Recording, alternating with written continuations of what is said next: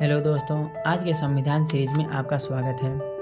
आज हम जानेंगे संविधान में संपत्ति का अधिकार जो अनुच्छेद 31 में दिया गया है। अनुच्छेद 31 में इसको कई भागों में बांटा गया है। जैसे हम भाग 1 में देखेंगे कि कानून के अधिकार के अलावा किसी भी व्यक्ति को उसकी संपत्ति से वंचित नहीं किया जाएगा। भाग 2 में दिया गया है कि कोई भी संपत्ति चल या अचल जिसमें किसी वाणिज्यिक या औद्योगिक उपक्रम में या उसकी स्वामित्व वाली किसी भी कंपनी का कोई हित शामिल है, ऐसे कब्जे या ऐसे अधिग्रहण को अधिकृत करने वाले किसी भी कानून के तहत सार्वजनिक उद्देश्यों के लिए कब्जा या अधिग्रहण नहीं किया जाएगा जब तक कि कानून कब्जे में ली गई या अर्जित की गई संपत्ति के लिए मुआवजे का प्रावधान नहीं करता है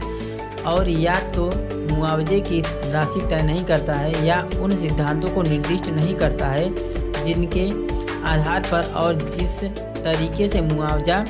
निर्धारित और दिया जाना चाहिए।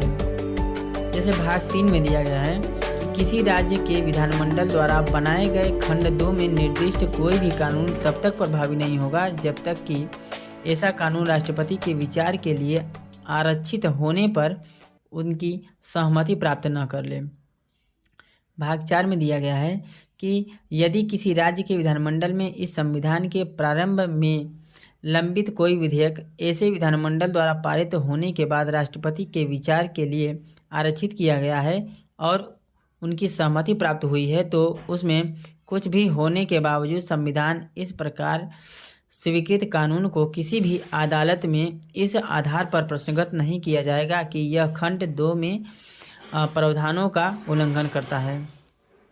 जैसे हम भाग 5 में देखेंगे कि खंड 2 में कुछ भी प्रभावित नहीं करेगा। खंड 5 में ये कहता है कि किसी कानून के अलावा किसी भी मौजूदा कानून के प्रावधान जिस पर खंड 6 के प्रावधान लागू होते हैं या बी में दिया गया है कि किसी भी कानून के प्रावधान जो राज्य इसके बाद बना सकता है। बी में फर्स्ट कहता है कि कोई कर जुर्माना लगने या लगाने के उद्देश्य से या सेकेंड में कहा गया है कि सार्वजनिक स्वास्थ्य को बढ़ावा देने या जीवन या संपत्ति के खतरे की रोकथाम के लिए या भाग 3 में दिया गया है कि भारत के डोमिनियन सरकार या भारत सरकार और किसी अन्य देश की सरकार के बीच या अन्यथा कानून द्वारा निष्क्रांत